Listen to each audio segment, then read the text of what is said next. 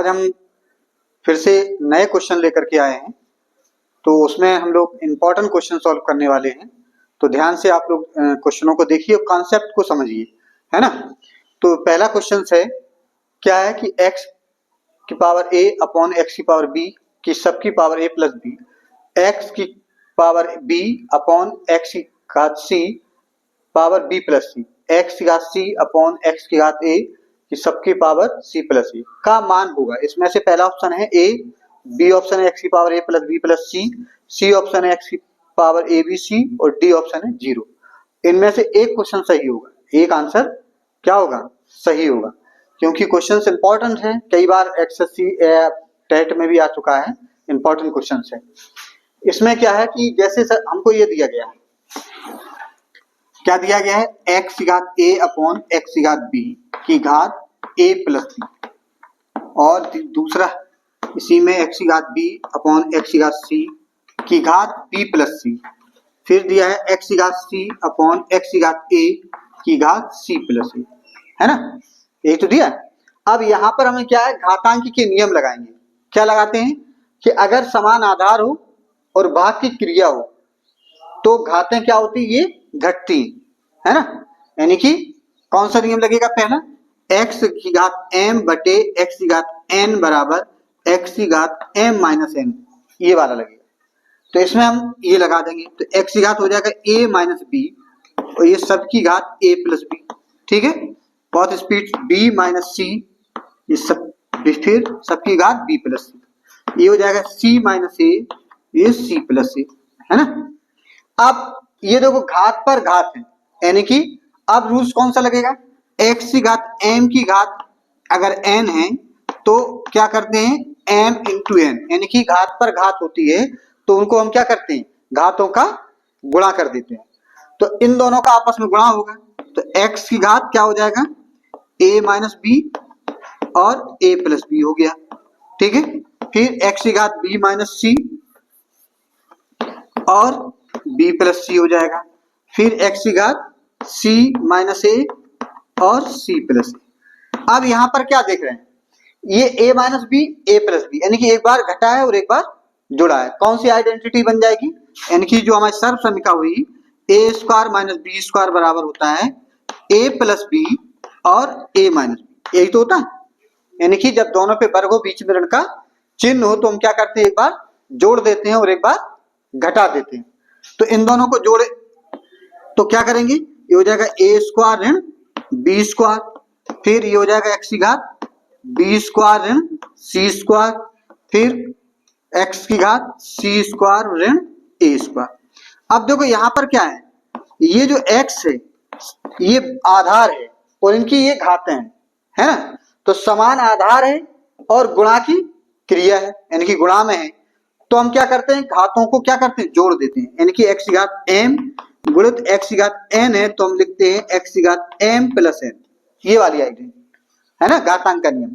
तो जब इनकी घातों को क्या करेंगे, जोड़ दे देंगे, तो एक्स की घात a स्क्वायर बी स्क्वायर धन बी स्क्वायर ऋण सी स्क्वायर धन सी स्क्वायर ऋण ए स्क्वायर। अब देखो यहाँ ये ऋण का, ये धन का, ये धन का, और ये ऋण का, ये धन का, ये ऋण का, ये धन का, कट गया, क्या बचा x की घात 0। तो x की घात 0, तो घातांक का नियम है कि किसी की घात 0 हो, यानी कि a की घात 0 बराबर 1, चाहे यानी कि एक से a क्या है, a की जो वैल्यू होनी चाहिए वो क्या हो, ग्रेटर देन 1 होना चाहिए, है ना। इस चीज को ध्यान रखना है। तो x की वैल्यू जो होगी 1 से बड़ी होगी और उसकी वैल्यू घात अगर 0 है तो उसका मान होगा, क्या होगा, 1 होगा, है ना। तो इसका मान 1 होगा। तो देखो ऑप्शन का आंसर पहला सही है, पहला ऑप्शन ए, है ना, 1। इसका मतलब है हमारा ऑप्शन नंबर ए यही सही होगा। बहुत इंपॉर्टेंट सवाल है। चलते हैं सीखते हैं क्वेश्चन नंबर दूसरा। क्वेश्चन नंबर दूसरा में क्या है कि यदि 8 की पावर x धन 1 बराबर 64 दिया है हो तो 3 की पावर 2x प्लस 1 का मान होगा। बढ़िया सवाल है, ट्रिकी सवाल है ये। तो आपको करना क्या है, हमें क्या करना है कि जो 8 की पावर x प्लस 1 है ना, ये दोनों बराबर कब हो सकते हैं, जब इनका बेस बराबर हो, है ना। और जब बेस बराबर कर लेंगे तो फिर हम घातों को बराबर कर देंगे और x की वैल्यू निकाल करके इसमें रख देंगे, इसको हल कर लेंगे, इसके बाद जो आएगा वही हमारा आंसर होगा। तो कैसे करेंगे, तो इसमें हमें क्या करना है कि 8 की पावर x प्लस 1 बराबर इसके फैक्टर करेंगे, क्या होगा 8 64 होगा कि नहीं। तो 8 की घात 2 हो जाएगा, तो ये 8 की घात क्या है x धन 1 है ना। तो देखो बेस बराबर हो गया, तो इसका मतलब ये घातें भी बराबर होंगी। तो इसका मतलब x प्लस 1 बराबर 2, तो x बराबर कितना आ गया 1। अगर x की वैल्यू 1 आ गई तो हमें किसकी वैल्यू निकालनी है 3 की पावर 2x प्लस 1 की। अब 2x प्लस 1 की वैल्यू निकालनी, इसमें रखेंगे x की वैल्यू 1, तो यहाँ 1 रख देंगे प्लस 1, 3 की पावर 2 प्लस 1 यानी कि 3 की पावर 3। अब 3 की पावर 3 का मतलब क्या होता है, 3 को 3 ऐसे लिखेंगे, 3 3 9 3 कितना हो गया 27, सिंपल हो गया है ना। तो आंसर कौन सा होगा इसमें, देखो पहला ऑप्शन क्या है ए 1 बी में 9, सी में 27, डी में 81। तो आंसर कौन सा हो गया सही, हमारा सी ऑप्शन सही होगा। बिल्कुल सिंपल सा सवाल है ना।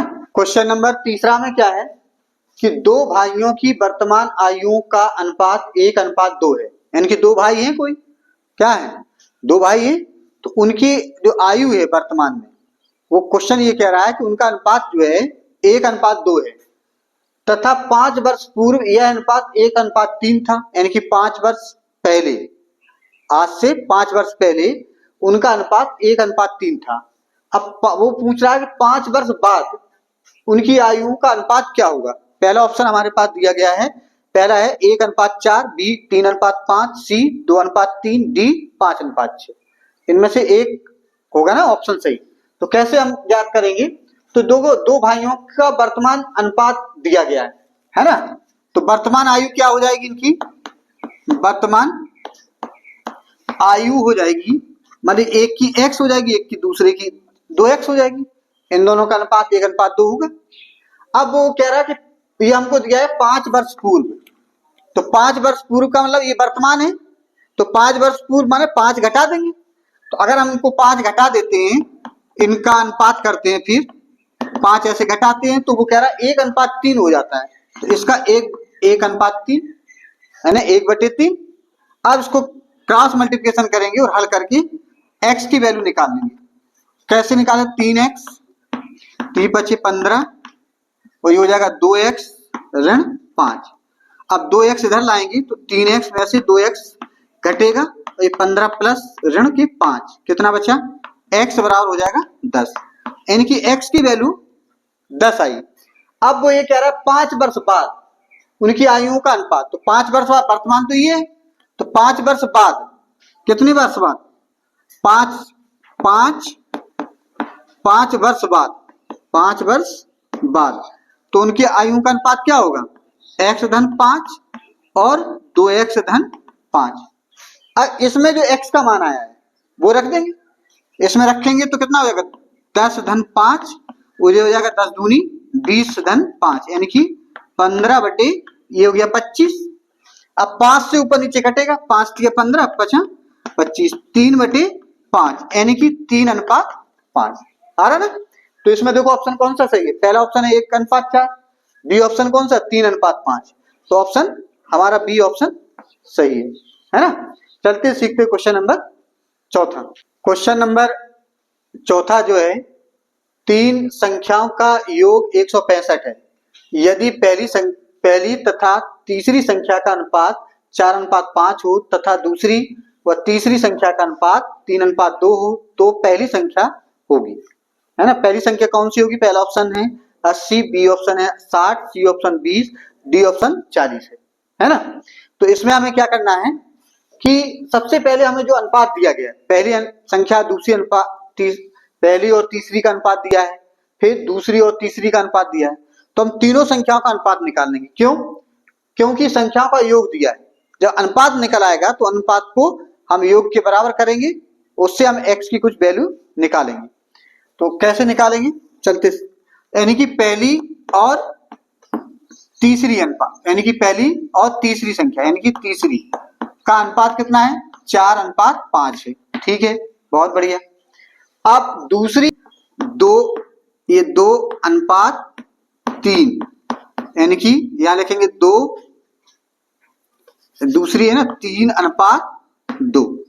अब ये जो है दूसरी और तीसरी, इसको अनुपात को बराबर करेंगे, यानी कि यहां पर क्या करेंगे 3 से गुणा और यहां करेंगे 5 से गुणा। ठीक है, तो 3 से अगर इसमें गुणा कर देंगे तो ये हो जाएगा 1:2:3, है ना।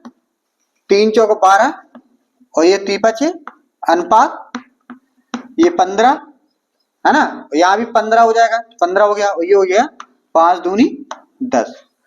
अगर मान लीजिए पहली अगर हमारी 12x है, दूसरी अगर हमारी 15x है ना, और तीसरी हमारी जो है वो 10x है ना, तीसरी संख्या, क्योंकि अनुपात में अगर जब भी दिया हो तो उसको x मान करके मान सकते हैं। अब इनका योगफल हमको कितना दिया गया है, 165 दिया है। कितना दिया गया है, 165। तो इसका मतलब है कि 12x धन 15x धन 10x बराबर कितना होगा, 165। ठीक है, तो 10 अब 15 25 और 12 कितना हो गया है, देखो 5 2 7 ऐसे कर ली, 1 2 3 37x, है ना। 37x बराबर 165, x बराबर 165 बटे 37, और 37 से कटेगा कितनी बार कट जाएगा, बोलो 5 7 35, 5 15 5 बार, x की वैल्यू आ गई 5। ठीक है, अब हमें इसमें कोई भी संख्या पूछे, पहली संख्या पूछे, दूसरी पूछे, तीसरी पूछे, इस x का मान इनमें रख देंगे। अगर वो पहली पूछ रहा है तो x का मान कितना होगा, 12 गुणित 5 यानी कि 60 हो जाएगा। अगर वो दूसरी पूछता तो 12, अगर इसमें दूसरी होगी 15 गुणित 5 75, तीसरी अगर पूछता तो तीसरी कितनी हो जाती, ये 50, है ना। तो इसमें कोई सी भी आ सकती है। तो ये जो आया है ना, कितना आया 60। तो पहली संख्या पूछ रहा है तो हमारा ऑप्शन, पहली संख्या पूछ रहा है तो ऑप्शन कौन सा, पहला ऑप्शन 80 है, दूसरा 60, तो ये 60 यानी कि बी ऑप्शन हमारा सही है ना। चलते हैं सीखते हैं क्वेश्चन नंबर 5वां। क्वेश्चन नंबर 5वां में क्या है कि यदि x बराबर 3 धन 8 रूट 8 हो तो x स्क्वायर प्लस 1/x² का मान होगा। पहला option 38, B option 36, C option 34, D option 30 है ना। तो इसका में इस प्रकार के जो क्वेश्चंस होते हैं, इंपॉर्टेंट क्वेश्चंस होते हैं, हमेशा एसएससी में आए, टेट में भी आ सकता है, यूपीएससी में भी आता है ना। तो इस प्रकार के क्वेश्चनों को, बहुत इंपॉर्टेंट क्वेश्चंस होते हैं, बहुत आप लोगों को समझना है। क्या करना है कि सबसे पहले हमें को करना है क्या, एक्स स्क्वायर की वैल्यू निकालना है। तो क्या करेंगे, इसका दोनों तरफ क्या करेंगे, स्क्वायर कर देंगे। तो एक्स स्क्वायर बराबर हो जाएगा 3 धन रूट का होल स्क्वायर। इसमें क्या करना है, इसमें a प्लस बी का होल स्क्वायर का फॉर्मूला लगा देंगे, यानी कि a प्लस बी का फॉर्मूला क्या होता है, a प्लस बी का होल स्क्वायर बराबर होता है a square plus b square plus 2ab। ये वाली आइडेंटिटी सर्वसम्मतिक्रम लगा लिखेंगे। तो 3 का स्क्वायर लिखेंगे और 8 का रूट है तो 8 का रूट हट जाएगा, फिर ये हो जाएगा 6 रूट 8 यानी कि 2ab, इन दोनों 3 दूनी 6, ये 3 का स्क्वायर होगा ये 9 धन 8 धन 6 रूट 8, कितना होगा 9 8 कितना हो गया 9 8 17 धन 6 रूट 8, 6 रूट 8 यानी कि एक्स स्क्वायर का मान आ गया। जब कभी भी ध्यान रखना, जब कभी भी इस प्रकार का हो कि यहाँ पर पूर्ण संख्या हो, यहाँ पर करनी वाली संख्या हो, कैसी हो, करनी वाली, यानी कि ये रूट लगा है, इसको करनी भी कहते हैं। तो अब इसका उल्टा जब हम करेंगे 1/x², तो कुछ नहीं करना है, सिर्फ सीधा आपको साइन बदल देना है। क्या करना है, इसका जो धन था वो ऋण कर देना है, और ऋण है तो धन कर देना है, उसका 1/x² हो गया। अब इन दोनों का क्या करना है, ऐड करना है इन दोनों को। जब हम जोड़ेंगे x² प्लस 1/x² की वैल्यू निकालेंगे तो क्या मिलेगा, ये 17 धन 6 रूट 8 धन 17 ऋण 6 रूट 8 हो जाएगा। अब ये धन का ये कट जाएगा तो कितना हो जाएगा, ये 34 हमारा आंसर आराम से निकल करके आएगा डायरेक्ट, है ना 34। तो इसमें ऑप्शन कौन सा सही है, ऑप्शन नंबर सी जो हमारा दिख रहा है ये सही है ना। चलते सीखते क्वेश्चन नंबर 6वां। क्वेश्चन नंबर छठवां में क्या है कि 8 तथा 18 का मध्य अनुपाती होगा, यानी कि इसमें ये अनुपात के चैप्टर से लिया गया है। क्वेश्चन नंबर इंपॉर्टेंट है, 8 तथा 18 का मध्य अनुपाती, यानी कि अगर मान लीजिए अगर कि 8 का जो अनुपात है वही इसका 18 के साथ अनुपात है, यानी कि x क्या हो गया मध्य अनुपाती, ये 8 18 क्या हो गया बाह्य अनुपात, है ना। तो इन दो इसका अनुपात कैसे, x 8/x बराबर x बटे 18, क्रॉस मल्टीप्लिकेशन करेंगे तो ये हो जाएगा x स्क्वायर बराबर 8 गुणित 18, ठीक है। अब देखो x स्क्वायर बराबर 8 गुणित, इसको हम लिख सकते हैं 2 नम 18, ठीक है, और ये हो जाएगा 8 दूनी 16। अब इसका वर्गमूल ले लेंगे, है ना, तो 16 का वर्गमूल क्या आएगा 4, और 3 का वर्गमूल कितना आएगा 3, कितना हो गया 9 का वर्गमूल 3, तो 4 दिया, ये कितना हो गया 12। तो x क्या था मध्य अनुपाती, तो इसमें आंसर ऑप्शन कौन सा सही है, पहला ऑप्शन सही हो गया, है ना।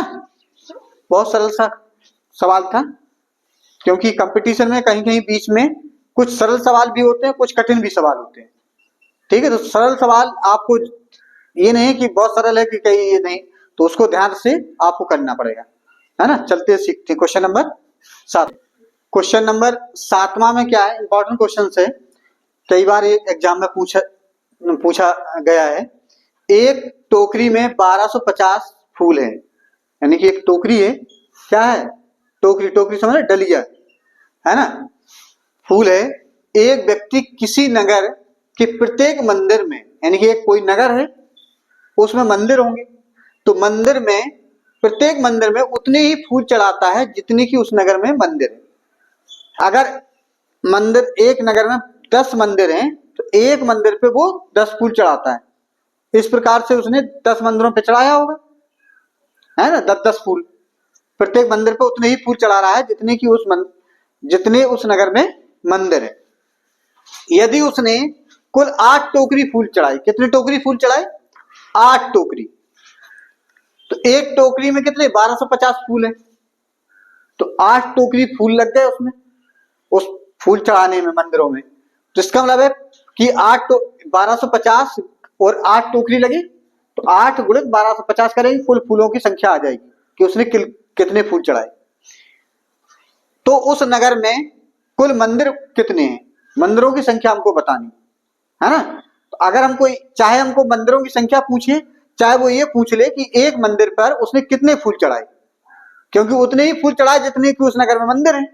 तो अगर हमें फूलों की एक मंदिर पे जितने फूल चढ़ाए हैं उसने, तो उसकी संख्या अगर हमको पता चल जाएगी तो निश्चित है कि हम मंदिरों की संख्या वही होगी जितने उसने फूल चढ़ाए, ठीक है। देखो कैसे करेंगे इस सवाल को, कि जैसे अगर मान लीजिए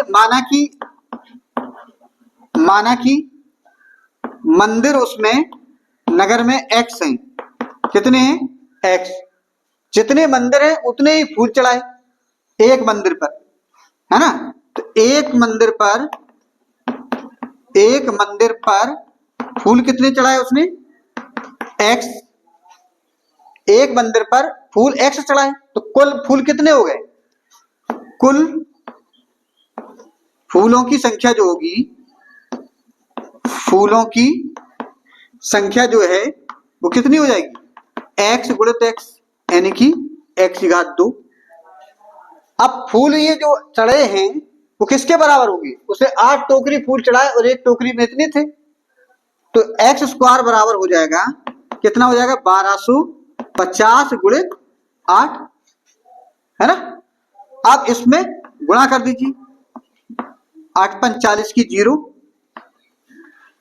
8 पंच 40 की 0, 8 दूनी 16, 16 4 20, है ना, और 8 एकम 8, 8 2 10, कितना हो गया 10,000।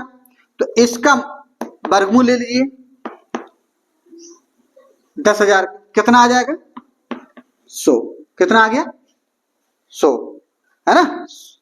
इसका मतलब ये होगा कि जो हमने मंदिर थे वो 100 मंदिर है, प्रत्येक मंदिर पर फूल कितने चढ़ाए 100 चढ़ाए उसने, क्योंकि जितने मंदिर थे उतने ही एक मंदिर पे फूल चढ़ाए, तो कुल मंदिरों की संख्या पूछ रहा है, तो कुल मंदिर कितने हो गए 100। तो पहला ऑप्शन कौन सा सही है, ए ऑप्शन सही है ना, पहला ऑप्शन ए 100 है ना। बी में 200 है, सी में 300 है, डी में 400 है, तो पहला ऑप्शन हमारा होगा सही, 100 मंदिर होंगे उसमें।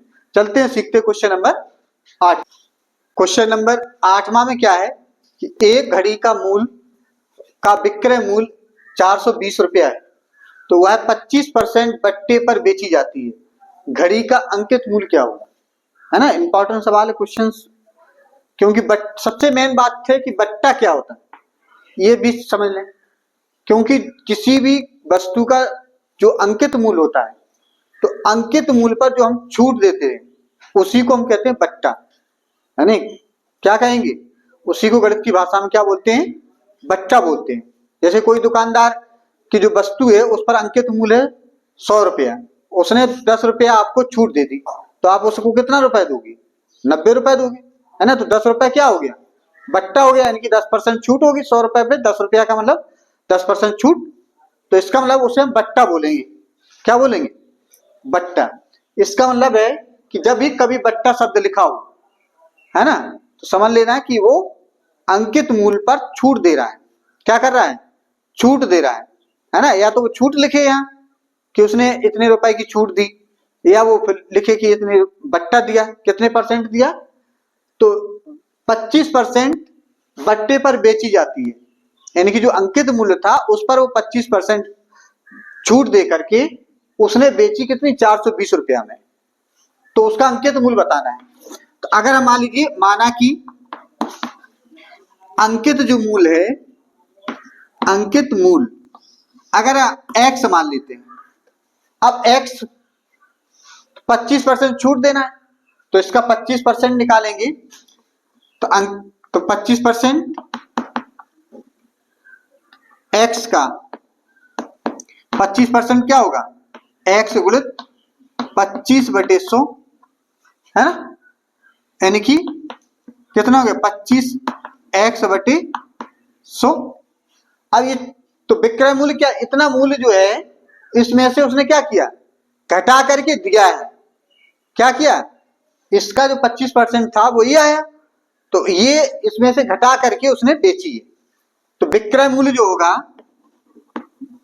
विक्रय मूल्य बराबर x ऋण 25x/100, यानी कि 25x 100 इधर मल्टीप्लाई करेंगे, 25 घटेगी तो बचेगा 75/100x, है ना। अब ये विक्रय मूल्य कितना दिया, 420 के बराबर है ना। तो x बराबर क्या हो जाएगा, 420 गुणित 100/75। आप काट दीजिए, है ना, 25 चौको 100, 25 3 75, कट गया 3 बार। अब 3 एकम 3, 3 एकम 3, 3 चौको 12, 140 ये होगा, यानी कि 140 गुणित 4, 4 का गुणा कर दीजिए, 4 चौको 16, 4 एकम 4 और 1 5, कितना हो गया 560 रुपया। यानी कि जो घड़ी का मूल्य था, जो अंकित था, अंकित मूल्य जो था वो कितना था 560, उस 560 पर उसने 25% डिस्काउंट कर दिया, यानी कि छूट दे दी, बट्टा दे दिया, तब उसने 420 रुपए में बेची थी। तो इसमें देखो कौन सा सही है, ऑप्शन, ऑप्शन पहला ऑप्शन सही है 560, ऑप्शन नंबर कौन सा सही है 560। चलते सीखते हैं क्वेश्चन नंबर 9। क्वेश्चन नंबर 9 में क्या है, एक वृत्त की एक जीवा की लंबाई वृत्त की त्रिज्या के बराबर है, तो जीवा द्वारा केंद्र पर बना कोण का मान होगा। पहला ऑप्शन है 60 अंश, बी 30 अंश, सी 50 अंश, डी 100 अंश। इनमें से एक सही होगा। तो सबसे पहले हम देखेंगे एक वृत्त, एक वृत्त बनाते हैं, ठीक है, एक वृत्त हो गया, इसका केंद्र मान लीजिए ये है ना।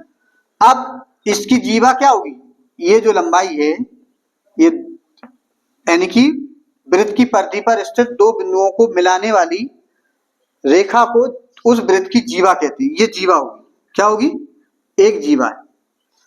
अब इसकी जो लंबाई है वो ये त्रिज्या के बराबर होगी, ये दो त्रिज्या वृत्त की बराबर होती है, ये और ये तीनों बराबर है ना। अगर ये वृत्त का केंद्र O है, ए बी वृत्त की क्या है, जीवा है, क्या है, जीवा।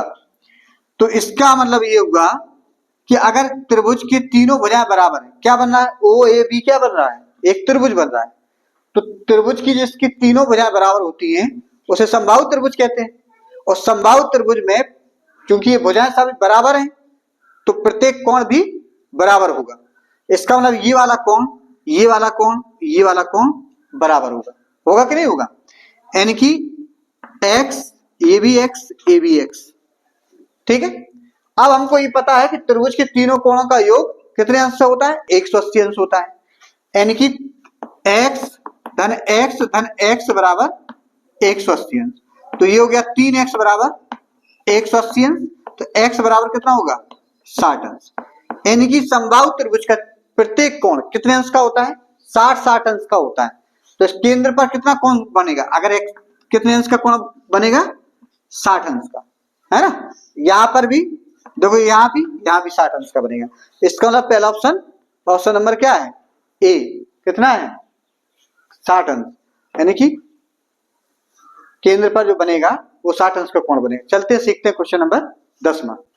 क्वेश्चन नंबर 10वां में क्या है, इंपॉर्टेंट क्वेश्चन से कई बार ये आ चुका है कि दो टंकियों में क्रमशः 72 लीटर तथा 116 लीटर दूध भरा है। यानी कि दो टंकियां हैं, उनमें एक में 16 लीटर दूध भरा है, एक में 72 लीटर दूध भरा है और एक में 116 लीटर दूध भरा है ना।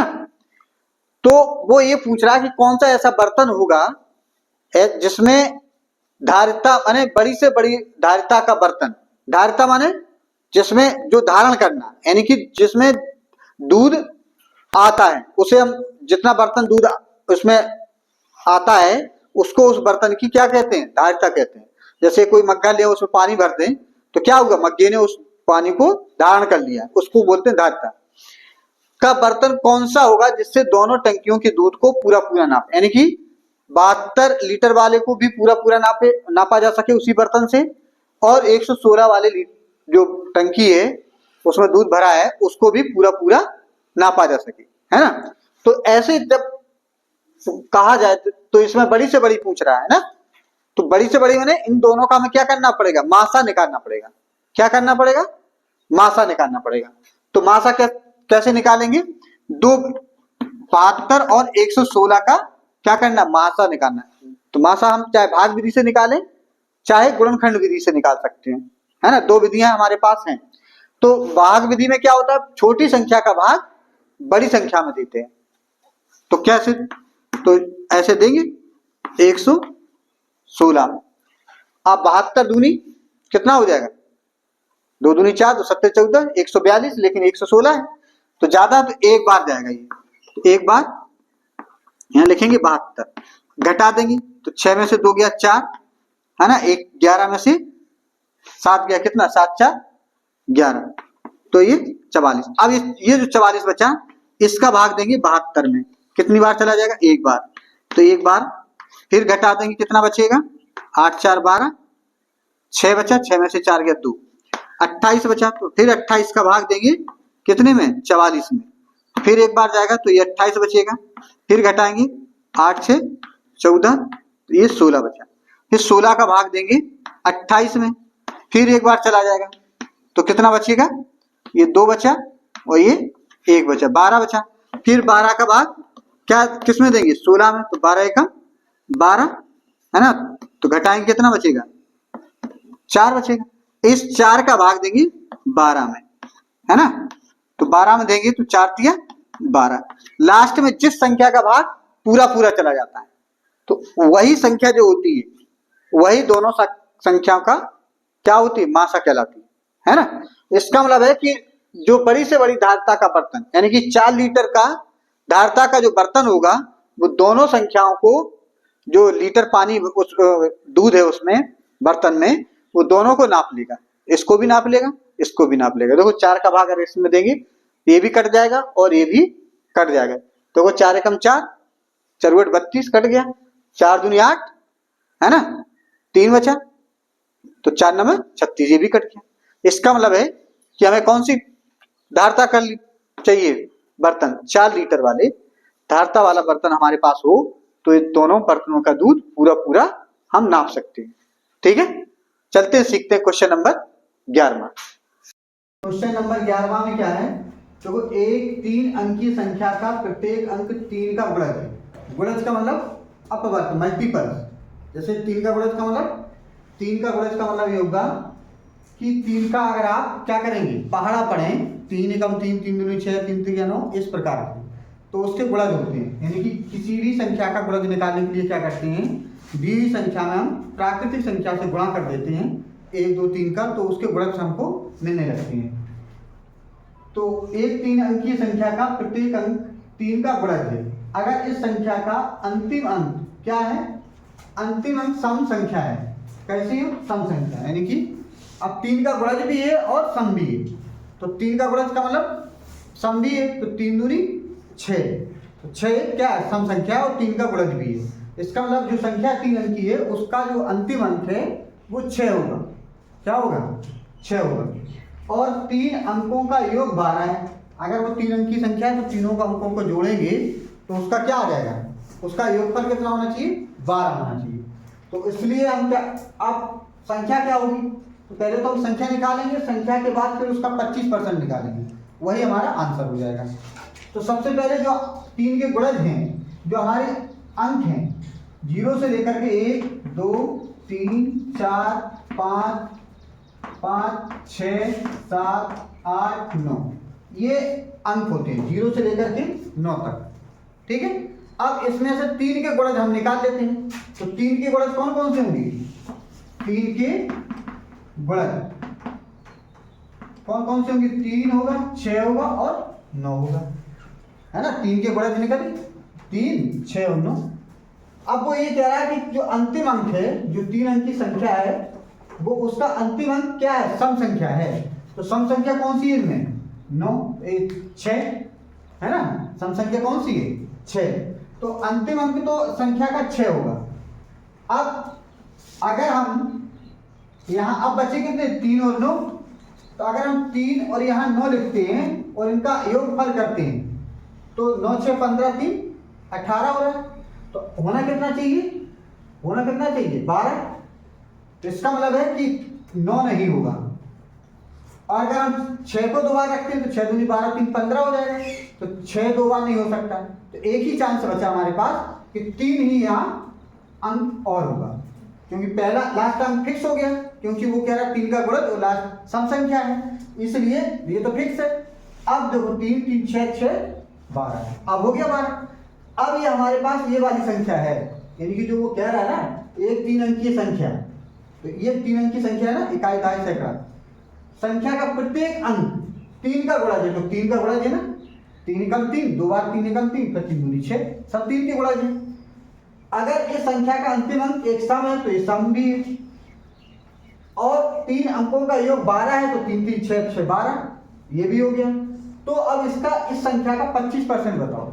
25% का मतलब इस संख्या का 25% निकाल देंगे, 25 बटे 100, 25 को 100 4 बाई कट जाए, और 4 का भाग यहाँ दे देंगे, यानी कि 336 बटे 4, 4 का भाग देंगे, कितनी बार जाएगा, 4 32, एक बचा तो 16 हो जाएगा, 4 को 16, यानी कि जो 336 थी उसका 25% 84 का।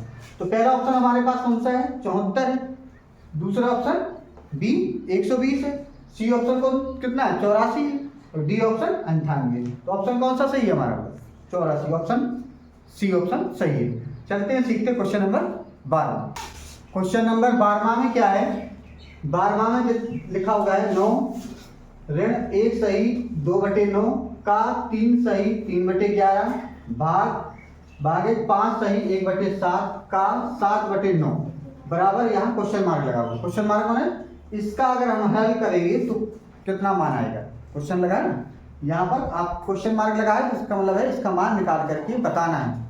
तो एक पहला ऑप्शन दिया है 1 सही 1/4, बी ऑप्शन 8, सी ऑप्शन 8 सही 32/81, डी ऑप्शन 9 है ना। तो इसमें से एक क्वेश्चन आंसर सही होगा, है ना, 4 ऑप्शन तो सही होंगे नहीं। तो इसमें कैसे इसको हल करेंगे, तो ये बॉड मास के आधार पर लगेगा। बॉड मास माने पहले ब्रैकेट तोड़ते हैं, फिर डिवीजन, फिर मल्टीप्लिकेशन, एडिशन, फिर मास, है ना, सब्ट्रैक्शन, यही आपको करना। तो division, multiplication, addition, subtraction. Subtraction माने सबसे लास्ट में घटाना करते हैं। सबसे पहले ब्रैकेट लगाया तो ब्रैकेट, ऑफ माने के। तो जहाँ पर का शब्द लिखा है, का शब्द लिखा है, वो उसमें क्या करना है आपको, वहाँ पर गुणा का चिन्ह लगाना है। क्या लगाना है? गुणा का चिन्ह लगाना है। तो चलते देखें इसको कैसे हल करते हैं। 9, अब देखो पहले तो ये फ्रैक्शन भिन्न है, कैसी है? मिश्रित भिन्न है। इसको साधारण भिन्न में बदलिए, पहले लिख लेते हैं 1 सही 2/9 का 3 सही 3/11 भागित 5 सही 1/7 का 7/9, इसका मान निकालना। तो क्या करेंगे, देखो 9 एकम 9 2 11, 11/9। जहाँ एक का लिखा है वहाँ पर गुणा का चिन्ह लगा दीजिए। 11 के 33 3 36/11 हो गया, भागित 7 5 35 और 36/7। जहाँ एक का लगा है उसकी जगह आपको क्या करना है, गुणा का चिन्ह लगा देना। अब देखो जब गुणा का चिन्ह लग गया तो 11 से ये 11 ऊपर नीचे कट जाएगा, तो 9 से ये कटेगा 9 चौको 36 4 बार, यहाँ से ये 7 से कट जाएगा, 9 से ये 4 बार ही कट जाएगा। ठीक है, 9 यहाँ कितना बचा 4 भागित 4। अब इसमें देखो बच्चे क्या करते हैं, पहले घटा देते हैं फिर भाग करते हैं, जबकि बॉड मास क्या कहता है, पहले आपको क्या करना है, भाग करना, डिवीजन, ब्रैकेट और division, multiplication, addition, subtraction. Subtraction सबसे लास्ट में करना है। क्या करना है, सबसे लास्ट में। तो पहले हम क्या करेंगे, इसको हल करेंगे, यानी कि 4/4, यानी कि इस 4 में इस 4 का भाग देंगे। तो 4 से 4 का भाग देंगे तो कितनी बार जाएगा, 1 बार। तो 9 में से 1 घट जाएगा तो कितना बचेगा, 8। अब देखो इसमें ऑप्शन कौन सा सही है, पहला ऑप्शन 1 सही 1/4 है, दूसरा ऑप्शन बी है ना, बी ऑप्शन में 8 दिया हुआ है, तो ऑप्शन बी हमारा सही है। चलते सीखते क्वेश्चन नंबर 13। क्वेश्चन नंबर 13 में क्या है, यदि x स्टार y बराबर x² + y² + xy + 1 हो तो 1 स्टार 2 स्टार 3 का मान निकालना है ना। इसका मान ज्ञात करना है कि कौन सा मान होगा। तो इसमें क्या होगा, जैसे पहला ऑप्शन दिया 6, B option 19, C option 82, D option 98। इनमें से एक ऑप्शन सही होगा। इंपॉर्टेंट क्वेश्चन से एसएससी कई बार टेट में भी आ गया, यूपीएससी में भी क्वेश्चन आ गया, ये है ना, यूपीएसआई में भी क्वेश्चन इस तरीके का क्वेश्चन आ चुके हैं। तो इसका आपको क्या करना है, कॉन्सेप्ट समझना है कि इस प्रकार के जो स्टार वाले सवाल हैं, इनके क्वेश्चन हैं, तो उनको हम कैसे हल करते हैं। तो सबसे पहले क्या करेंगे कि जो हमारे पास ऑपरेशन दिया गया है, यानी कि x स्टार y बराबर ये है, इसके बराबर है ना। तो इसको हम कैसे हल करेंगे कि हमको दिया गया है x स्टार y बराबर x² + y² + xy + 1। सबसे पहले हम क्या करेंगे, क्योंकि 2 ही दिए x स्टार y है ना, तो 2 में ऑपरेशन दिया है और उसका आपको ये उसका फॉर्मूला पूरा दिया गया है कि x स्टार y का क्या अर्थ है। तो 1 स्टार 2, अब यहाँ पर देखो 1 स्टार 2 लिखा है, तो ये 1 क्या हो गया x, तो ये 2 क्या हो गया y। अगर यहाँ xy था तो यहाँ xy है। अगर यहाँ 1 और 2 हो जाए तो यहाँ x स्थान पर 1 और y के स्थान पर 2 इसमें रख देंगे। x स्थान पर 1 तो 1 का स्क्वायर, 2 का स्क्वायर धन 1 × 2 धन 1, कितना हो जाएगा 1 धन 2 दूनी 4, 2 एकम 2 धन 1, 4 2 6, 6 कितना हो जाएगा 4 2 1 3, 3 4 3 7 और 1 8, कितना हो गया, ये तो 8 हो गया है ना, 4 2 6 2 8, ऐसे जोड़ लीजिए। अब इसकी वैल्यू आ गया, इसकी वैल्यू आई 1 स्टार 2 की वैल्यू आई 8, ठीक। अब हमको मान निकालना है इसका, तो हम इसको लिखेंगे यहाँ 1 स्टार 2 स्टार 3। तो 1 स्टार 2 की वैल्यू क्या आई 8 है ना, तो यहाँ पर 8 रख देंगे, तो 8 स्टार 3 हो गया। अब यहाँ ये हो गया x, ये हो गया y। अब यहाँ पर x स्थान पर इसी सवाल में क्या रखेंगे 8, तो 8 का स्क्वायर धन 3 का स्क्वायर धन 8 गुणित 3 धन 1, ठीक है।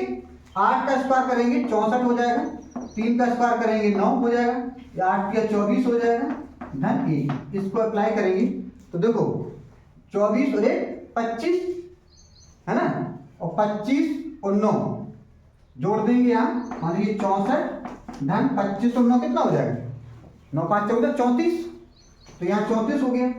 आप 64 और 34 जोड़ेंगे तो कितना हो गया 98, है ना। इसका मतलब है कि 1 स्टार 2 स्टार 3 की जो वैल्यू आई है वो कितनी आई है 98, यानी कि 98। तो पहला ऑप्शन क्या दिया है 6, दूसरा बी 19 19 और सी 82 82 और डी 98 98। तो हमारा आंसर कौन सा था, ये था 98, तो ऑप्शन नंबर डी सही होगा, है ना। तो इसलिए चलते हैं सीखते हैं क्वेश्चन नंबर 14। क्वेश्चन नंबर 14 में क्या है, बहुत इंपॉर्टेंट सवाल है, कई एग्जामों में कई बार आ चुका है ना, तो इसको बहुत ध्यान से समझना है। क्या है कि एक बंदर ग्रीस लगे खम्भे पर 1 मिनट में 5 मीटर ऊपर चढ़ता है, यानी कि एक खम्भा है, इस प्रकार का भी खम्भा होगा, इस पर ग्रीस लगा है, तो 1 मिनट में कितने मीटर चल रहा है 5 मीटर चढ़ता है। और जैसे अगला मिनट होता है, क्योंकि ग्रीस लगा है तो क्या कर रहा है 2 मीटर फिसल जाता है, यानी कि अगर मान लीजिए वो यहाँ से 5 मीटर चढ़ा 1 मिनट में, तो अगले मिनट में कितने आ जा रहा है 2 मीटर नीचे आ जा रहा है, तो नीचे से कितना होगा ये ऊपर की ओर कितना होगा 3 मीटर ही तो चढ़ा, क्योंकि अगले 2 मिनट में कितने मीटर चढ़ पाया 3 मीटर, क्योंकि 1 मिनट में 5 मीटर तो उछाल के चढ़ा, है ना, एकदम उछला, उछलने के बाद फिर ग्रीस लगा था, तो ग्रीस लगा था तो क्या होगा 2 मीटर, अगले मिनट में 1 मिनट में 2 मीटर फिसल गया, तो नीचे से कितना होगा 3 मीटर होगा ना, यानी कि 2 मिनट में 2 मिनट में 2 मिनट में 2 मिनट में बंदर चढ़ता है कितना, बंदर चढ़ता है कितना चढ़ता है 5 में से कितना 2 घटेगा, कितना बचेगा 3 मीटर चढ़ता है। कितने मीटर चल रहा है 3 मीटर, कितने मिनट में 2 मिनट में। अगर 3 मीटर चढ़ता है 2 मिनट में, तो 1 मीटर के कितने मिनट में चढ़ेगा 1 मीटर चढ़ेगा 2/3 मिनट में, है ना। अब उसको चलना कितना 35 मीटर चढ़ना है, तो 35 नहीं चढ़ाएंगे, इसमें हम पहले क्या कर देंगे उसको 33 चढ़ा देंगे, तो 33 मीटर कितने मिनट में चढ़ेगा 33 मीटर चढ़ेगा 2/3 गुणित 33, 3 से कटेगा 11 बार कट जाएगा, 11 दूनी 22 मिनट, यानी कि बंदर जो है 22 मिनट में 33 मीटर चढ़ गया, कितने मिनट में 22 मिनट में। अब बचा कितना चढ़ना उसको कितना है 35, तो शेष कितनी दूरी बची, तो शेष जो दूरी बची है हमने की 35 में से 33 घटा देंगे, कितने 2 मीटर और चढ़ना है, कितना मीटर चढ़ना है 2 मीटर। तो अब देखो 1 मिनट में 5 मीटर चढ़ता है, तो 5 मीटर चढ़ता है 1 मिनट में, तो 2 मीटर, तो 2 मीटर चढ़ेगा 2 मीटर चढ़ेगा कितना 1/5 गुणित 2 मिनट में, है ना, क्योंकि 5 मीटर चढ़ता है 1 मिनट में, तो 1 मीटर चढ़ेगा 1/5 मिनट में, इसलिए 2 मीटर चढ़ेगा 2/5 मिनट में। अब चूंकि ये मिनट है तो इसको हम बदल देंगे सेकंड में, सेकंड में बदलेंगे तो क्या करेंगे इसमें 60 से गुणा कर देंगे, 5 से 1 कट जाएगा 12 पंचे 60, 12 दूनी कितना हो जाएगा 24 सेकंड, है ना, कितना हो जाएगा 24 सेकंड, यानी कि 2 मीटर जो चढ़ेगा वो 24 सेकंड में चढ़ेगा। तो अब टोटल देखो यहाँ 2 मीटर ये चढ़ गया और 33 मीटर ये चढ़ गया, तो टोटल कितना हो गया 35 मीटर चढ़ गए। तो कितने मीटर 33 मीटर चढ़ने में 22 मिनट लगे और 2 मीटर चढ़ने में 24 सेकंड लगे, यानी कि टोटल 35 मीटर चढ़ने में उसे 22 मिनट 24 सेकंड लगे। कितने लगे 22 मिनट 24 सेकंड। तो ऑप्शन कौन सा है हमारा? पहला ऑप्शन दिया 11 मिनट तो होगा नहीं। दूसरा बी ऑप्शन है 11 मिनट 24 सेकंड, क्योंकि यहाँ 24 सेकंड तो आ रहा है लेकिन 22 मिनट है, इसलिए ए भी ऑप्शन नहीं होगा। फिर सी ऑप्शन है 22 मिनट 36 सेकंड, तो आ रहा है हमारा 24 सेकंड, लेकिन ये भी नहीं होगा। तो फिर ऑप्शन कौन सा सही बचा? 22 मिनट 24 सेकंड, यानी कि ऑप्शन नंबर जो हमारा कौन सा सही है? डी ऑप्शन सही है, 22 मिनट 24 सेकंड। समझ आ रही बात? तो चलते हैं सीखते क्वेश्चन नंबर 15 है। नंबर 15 में क्या है दिया हुआ है कि 1 गुणित 3 गुणित 9 धन 2 गुणित 6 गुणित 18 धन 3 गुणित 9 गुणित 27 प्लस डॉट डॉट डॉट, है ना, और भी ऐसी संख्याएं होंगी। नीचे में लिखा है 1 गुणित 5 गुणित 25 धन 2 गुणित 10 गुणित 50 धन 3 गुणित 15 धन 3 गुणित 15 गुणित 75 75 धन डॉट डॉट डॉट कि 1/3 का मान होगा। इनमें से आपको दिया गया है 2/5, 3/5, 1/5, इनमें से कोई नहीं। इस सवाल को कैसे करना है, क्योंकि इस प्रकार के जो सवाल होते हैं, है ना, इसमें निश्चित है कि अंश और हर में कुछ कटेगा, कोई फिक्स नंबर आएगा, उसका क्यू होगा, तभी यहाँ पर आंसर आएगा। तो इसका मतलब है हमें ऐसा बनाना है इसको कि ऊपर नीचे कुछ कट जाए। तो देखो पहले में क्या दिया है, 1 गुणित 3 गुणित 9 दिया है, तो ये जो चीज दी है इसी को आपको बनाना है। इसमें क्या हो जाएगा, यहां हो जाएगा 1 गुणित 2 गुणित 2 गुणित 3, ये 6 के हो जाएगा, क्योंकि हमें 1 3 9 में डिवाइड करना है, गुणित ये हो जाएगा 2 9 में 18, ठीक है, ये हो गया। धन यहां पर 3 गुणित ये 3 तिया 9 गुणित 3 में 27। हमें क्या करना है कि यहां पर देखो, यहां पर क्या हो रहा है, 3 का क्यूब हो रहा है, यहां क्या है 1 है, तो 1 यहां पर 1 लिख सकते हो, यहां 1 लिख दीजिए, कोई दिक्कत नहीं। प्लस डॉट डॉट डॉट करेंगे और यहां पर 1/3 इसके बटे में। अब यहां पर 1 गुणित 5 गुणित 25 है, 1 गुणित 5 गुणित 25, इसी क्रम में इसको भी बनाना है। तो यहां हो जाएगा 1 गुणित 2 गुणित 2 गुणित 5, और ये हो जाएगा कितना, 2 गुणित 25, क्योंकि 25 लाना है, प्लस यहां पर 1 गुणित 3 और ये 3 गुणित 5, और ये हो जाएगा 25 5 गुणित 25, 25 पर 25 थी 75, 3 गुणित 25, है ना, क्योंकि 25 लाना तो 5 आ जाएगा। अब देखो यहां पर क्या है, यहाँ 1 गुणित 3 गुणित 9 कॉमन ले लीजिए, यानी कि 9 तिया 1 गुणित 3 गुणित 9 ऊपर ले लिए,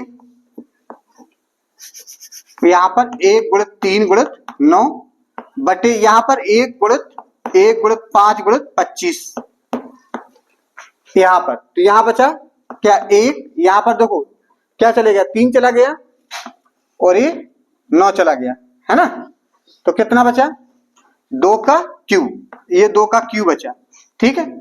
यहाँ पर क्या चला गया, 1 3 चला गया और ये 9 चला गया, तो यहाँ बचा धन 3 का क्यूब, ऐसे ही बचा, ठीक है। यहाँ देखो यहाँ क्या बचा, यहाँ तो 1 बंद हो गया, यहाँ क्या बचा, 5 चला गया, 25 चला गया, 1 चला गया, तो 2 का क्यूब। यहाँ क्या बचा, यहाँ क्या चला गया, ये 5 चला गया, ये 25 चला गया, 1 चला गया, तो ये 3 का क्यूब, 3 का क्यूब। तो ऐसी संख्या ये भी बन रही है कि नहीं बन रही, 1/3।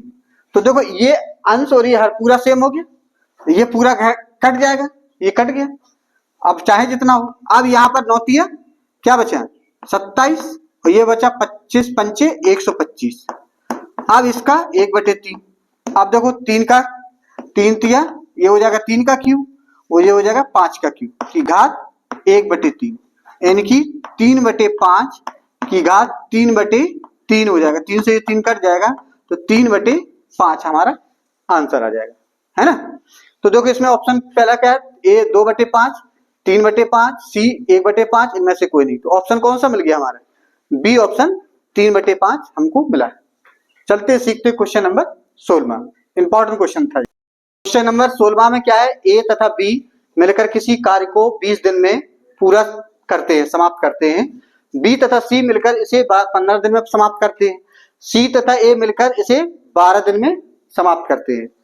और तो बी अकेला इसे कितने दिन में पूरा समाप्त करेगा? पहला ऑप्शन है 30 दिन, बी ऑप्शन 40 दिन, सी ऑप्शन 60 दिन, डी ऑप्शन 10 दिन। तो ऐसे सवाल इंपॉर्टेंट है, ये टीजीटी में एग्जाम में आ चुका है। टीजीटी एग्जाम ना, इंटर कॉलेज में जो अध्यापक बनते हैं, है ना, टीजीटी यानी कि ट्रेंड ग्रेजुएट टीचर जो होते हैं, उसके एग्जाम में क्वेश्चन आ चुका है। तो ये जरूरी नहीं है कि क्वेश्चन उसी में आया है तो एसएससी में नहीं आएगा, ये कोई जरूरी नहीं है कि टेट में नहीं आएगा, तो कहीं पे भी आ सकता है क्वेश्चन, क्योंकि टॉपिक आयोग में क्या होता है, टॉपिक देखा जाता है, क्वेश्चन उससे रिलेटेड है तो वो दे देगा। और अक्सर यही क्वेश्चन होते हैं कि इस एग्जाम के उसमें रख देते हैं, उसमें इधर रख देते हैं, ऐसे घुमा फिरा करके वही क्वेश्चन एक दूसरे रिलेटेड क्वेश्चंस आते रहते हैं। तो इसमें हम क्या करेंगे कि बी, ए और बी मिलकर के ए धन बी का एक दिन का काम, एक दिन का निकालेंगे, एक दिन का काम, ए बी का एक दिन का काम, एक दिन का काम होगा 1/20, ठीक है। बी धन सी का एक दिन का काम 1/15, सी धन ए का एक दिन का काम 1/12, तीनों का, तो क्योंकि दो बार है, बी 2 बार है, सी 2 बार है, 2 बाहर ले लेंगे। ए धन बी धन सी का एक दिन का काम कितना हो जाएगा, तीनों का जोड़ दो, 1/20, 1/15 धन 1/12। एलसीएम कितना हो जाएगा 60, 20 दिया 60, 15 चौको 60, 12 पंचे 60, 5 4 9 3, 12/60, 12 पंचे 60, 1/5। तो इसका मतलब है कि ए धन बी धन सी बराबर हो जाएगा 1/10, 1/, ए धन बी सी का एक दिन का जो काम होगा कितना, एक दिन का काम, एक दिन का काम हो जाएगा 1/10, यानी कि तीनों मिलकर के एक दिन में वो 1/10 काम करते हैं।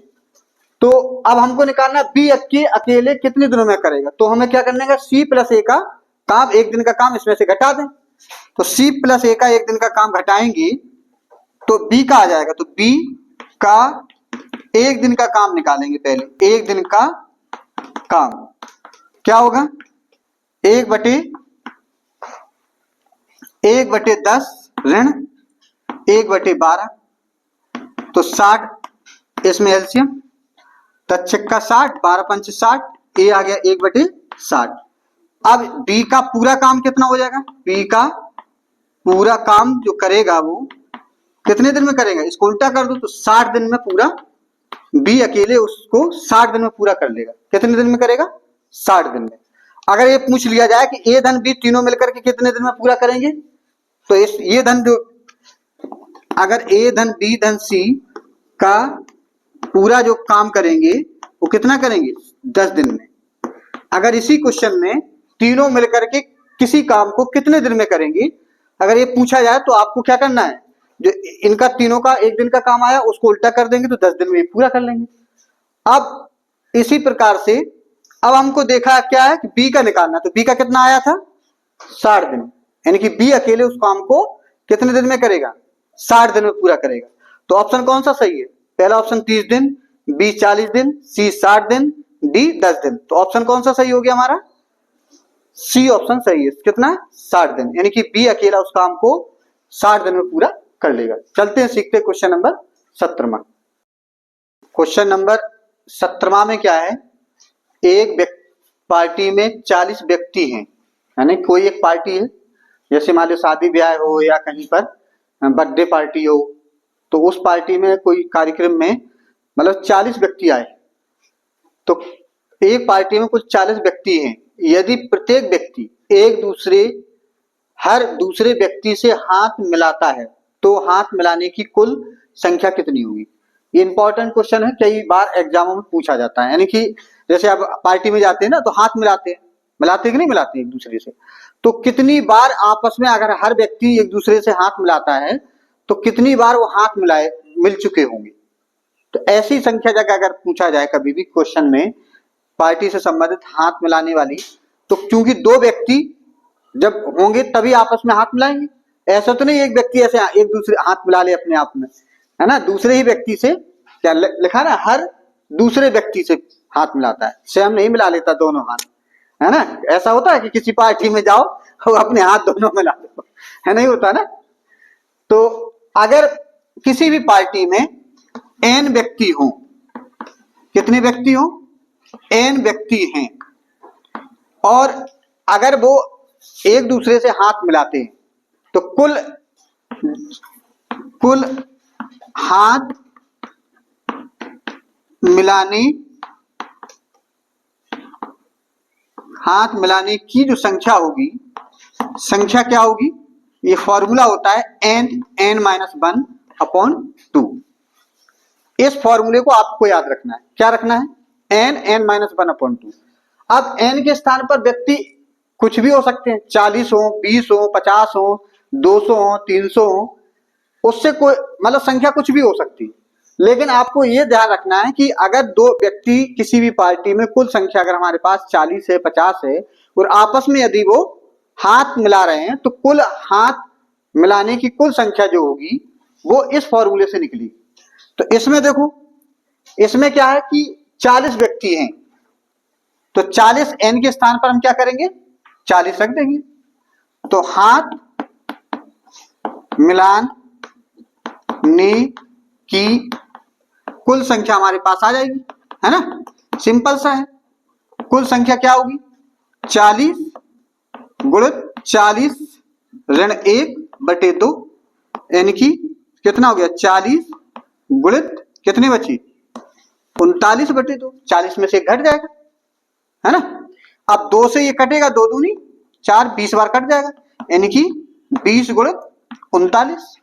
अब 2 का गुणा कर दो, 0 बढ़ा देना, तो 0 2 नंबर 18 और 2 3 6 और 1 7, सिंपल सा हो गया, है ना। कुछ इसमें ज्यादा लॉजिक नहीं लगाना, केवल आपको पता होना चाहिए n(n-1) किसी भी पार्टी में उपस्थित जो व्यक्ति हैं तो उनकी संख्या आपको मिलानी है।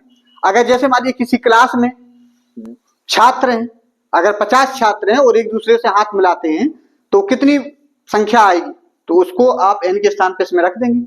तो किसी पार्टी हो या कोई घर हो, कोई महल हो या कोई क्लास हो, अगर उसमें यहाँ पर पार्टी है कोई शब्द दूसरा लिख सकते हैं। सवाल ऐसा है, अगर हाथ मिलाने की संख्या पूछा जाए तो आपको n(n-1/2) से ही निकालना है। तो हमारे पास ऑप्शन कौन, पहला ऑप्शन है 780, B option 750, C option 790, D option 800 है। तो कौन सा हमारा सही मिल गया, 780 ऑप्शन सही है। चलते हैं सीखते क्वेश्चन नंबर 18। क्वेश्चन नंबर 18 में क्या है कि यदि cos square theta minus sine square theta बराबर 1/3 हो तो cos की घात 4 थीटा माइनस साइन की पावर 4 थीटा प्लस 1 का मान होगा। पहला ऑप्शन दिया गया है A, B option 1/3, C option 4/3, D option 5/3, है ना। तो इसको कैसे करना है, तो हमको इसका मान निकालना है, cos की घात 4 थीटा, यानी कि cos 4 theta minus sine 4 theta plus 1। देखो दोनों पे हम इसको ऐसे लिख सकते हैं, cos का स्क्वायर लिख सकते हैं, माइनस साइन स्क्वायर थीटा का स्क्वायर प्लस 1। अब इसमें क्या दिख रहा है, दोनों पे वर्ग, बीच में ऋण का चिन्ह है, तो एक आइडेंटिटी लगेगी, कौन सी, a वर्ग ऋण b वर्ग बराबर a प्लस b और a माइनस b, ठीक है, ये वाली आइडेंटिटी लग जाएगी इसमें। तो दोनों पे वर्ग, बीच में ऋण का चिन्ह, तो एक बार इनको जोड़ देते हैं, है ना, और एक कोष्टक में घटा देते हैं, ठीक है। अब देखो, आप ट्रिग्नोमेट्री में sign square theta plus cos square theta, इसकी वैल्यू होती है 1, तो ये तो 1 हो गया, इनटू अब cos square theta minus sine square theta कितना दिया है, 1/3, यहां पर 1/3 रख देंगे, धन 1, तो कितना हो जाएगा 1/3 धन 1, 3 एकम 3 और 1 4/3 इसका मान आ जाएगा, है ना। तो देखिए पहला ऑप्शन क्या है 1, बी ऑप्शन 1/3, सी ऑप्शन 4/3, है ना। तो ऑप्शन कौन सा सही है, सी ऑप्शन सही है। डी में 5/3 दिया है तो हमारा 4/3 आया ना, 4/3। तो चलते हैं, सीखते हैं क्वेश्चन नंबर 19वां। क्वेश्चन नंबर 19वां में क्या है कि 24 का क्यू ऋण 16 का क्यू ऋण 8 का क्यू के गुणनखंडों की संख्या क्या है। तो पहला ऑप्शन दिया है 33, बी ऑप्शन 30 और सी ऑप्शन 28 और डी ऑप्शन 24। तो सबसे पहले देख करके तुरंत हल नहीं करना चाहिए, क्योंकि 24 का क्यू है तो आप 24 का क्यू करना चालू कर दो या 16 का क्यू चालू कर दीजिए। तो जब भी ऐसे क्वेश्चन दिए हो क्यू वाले और ऋण के चिन्ह लगे हैं दो, तो ध्यान रखना है कि इन संख्याओं को देखेंगे जिन संख्या का क्यू है कि कहीं ऐसा तो नहीं कि उनका योगफल 0 हो रहा हो। तो देखो यहाँ 24 और 16 ऋण का और 8 ऋण का, तो 24 ऋण ये भी 24 हो गया, तो कट के क्या हो गया 0 हो गया। होगा कि नहीं होगा? इसका मतलब ये होगा कि अगर a plus B plus C की वैल्यू 0 हो तो A cube plus B cube plus C cube बराबर 3abc होता है। ये ध्यान रखना है। अगर a plus B plus C अगर का योगफल 0 हो रहा है तो A cube plus B cube plus C cube बराबर 3abc होगा। ये आइडेंटिटी होती है, ठीक, इसको हमने पढ़ा है। तो इसका मतलब है इसकी जगह हम क्या कर सकते हैं 3abc यानी कि 3 गुणित 24 गुणित 16 गुणित 8 लिख सकते हैं, ठीक है। अब चूंकि हमको गुणनखंडों की संख्या निकालनी है तो क्या करेंगे, इस जो संख्याएं दी हैं उनको हम क्या करेंगे अभाज्य गुणनखंड लिख करेंगे। अभाज्य का मतलब क्या होता है, ऐसी संख्याएं जो एक से कटे और स्वयं से कटे, इसके अलावा किसी से ना कटे, यानी कि 2 3 5 7 इस प्रकार की संख्याओं में हमको इसको मतलब लेके करना है गुणनखंड। तो देखिए 3 24 के गुणनखंड करेंगे, 2 दूनी 4 दूनी 8 3 24, ये हो गया। इसके 16 के 2 दूनी 4 दूनी 8 दूनी 16, ये हो गया। 8 के 2 दूनी 4 दूनी 8, ये हो गया। अब देखो 2 कितनी बार है, 1 2 3 4 5 6 7 8 9 10 बार, तो इसको हम लिखेंगे 2 की घात 10, ठीक है। अब 3 कितनी बार है, 1 और 2 बार, तो 3 की घात 2 हो गया। 1 2 बार है ना, 3 कितनी बार है, 1 और 2 बार है, तो 3 की घात 2 हो गया। अब हमें गुणनखंडों की संख्या निकालनी, क्या करने गुणनखंडों की संख्या। तो हम क्या करेंगे, जो घाते आएंगे ये वाली 10 और 2, इनमें एक एक जोड़ करके इनका गुणा कर देते हैं। जब भी गुणनखंडों की संख्या निकालनी हो तो इनकी हम क्या करेंगे एक एक जोड़ देंगे। तो 10 में एक जोड़ेंगे कितना हो जाएगा 11, 2 में एक जोड़ेंगे कितना हो जाएगा 3, इनका आपस में गुणा करेंगे तो कितना हो जाएगा 33। तो इसका मतलब है कि इसको हल करने पर इसके गुणनखंड करेंगे, गुणनखंड करने के बाद जो गुणनखंडों की संख्या होगी वो कितनी होगी 33। तो पहला ऑप्शन ही हमारे पास दिया है 33, बी ऑप्शन कितना है 30, सी ऑप्शन 28, डी ऑप्शन 24। तो पहला ऑप्शन है 33, है ना। चलते हैं, सीखते हैं क्वेश्चन नंबर 20वां। क्वेश्चन नंबर 20वां में क्या है, इंपॉर्टेंट क्वेश्चन से अक्सर एग्जाम में पूछा जाता है। यानी कि कोई वस्तु हो, चाहे पेन हो चाहे किताब हो, कोई भी वस्तु हो, या अमरूद हो या आम हो, है ना। तो अगर वो 5 रुपए में के 6 की दर से खरीदता है, ठीक, 5 रुपए में 6 की दर से खरीद कर 6 रुपए के 5 की दर से बेच देता है, वो 6 रुपए में 5 की दर से वो बेच देता है। तो बेचे जाते हैं तो लाभ प्रतिशत होगा, लाभ प्रतिशत ज्ञात करना है। तो आपको ऐसे सवालों में क्या करना है, पहला ऑप्शन इसमें दिया गया 20%, बी दूसरा बी 42%, सी 44%, डी 48%, है ना। तो इसमें हम क्या करेंगे, इसको हल करने के लिए क्या करेंगे, लाभ प्रतिशत निकालना है ना, क्योंकि 5 रुपए में 6 चीजें खरीदी और 6 की दर से, और 6 रुपए की 5 की दर से खरीदी उसने।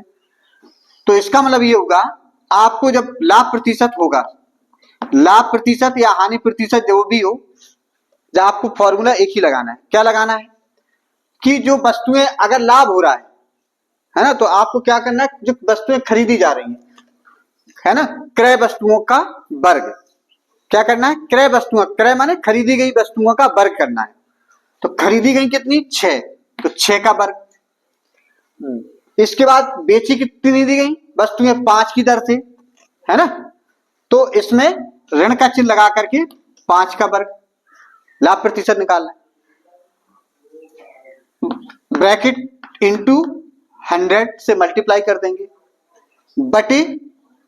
बटे क्या करेंगे, जो विक्रय की गई वस्तुओं का वर्ग करेंगे, यानी कि 5 का वर्ग। ठीक है, अब देखो 6 का वर्ग कितना होगा 36, ऋण 5 का वर्ग हो जाएगा 25 गुणित 100 बटे 5 का वर्ग 25। अब देखो 36 में से 25 घटेंगे तो कितना बचेगा, बोलिए 11 गुणित 100 बटे 25, 25 चौको 100, 4 बार कट जाएगा, 11 गुणित 4 बराबर कितना हो जाएगा 44%। अगर यहाँ पॉजिटिव चिन्ह आ रहा है तो इसका मतलब लाभ हो रहा है, अगर ऋणात्मक चिन्ह आएगा तो समझ लेना कि हानि हो रही है। क्या हो रही है, हानि। यहां पर अगर ऋण चिन्ह आ जाता है तो ध्यान रखना है कि क्रय की गई वस्तुओं का वर्ग ऋण विक्रय की गई वस्तुओं का वर्ग बटे विक्रय की गई वस्तुओं का वर्ग गुणित 100, ये ध्यान रखना है।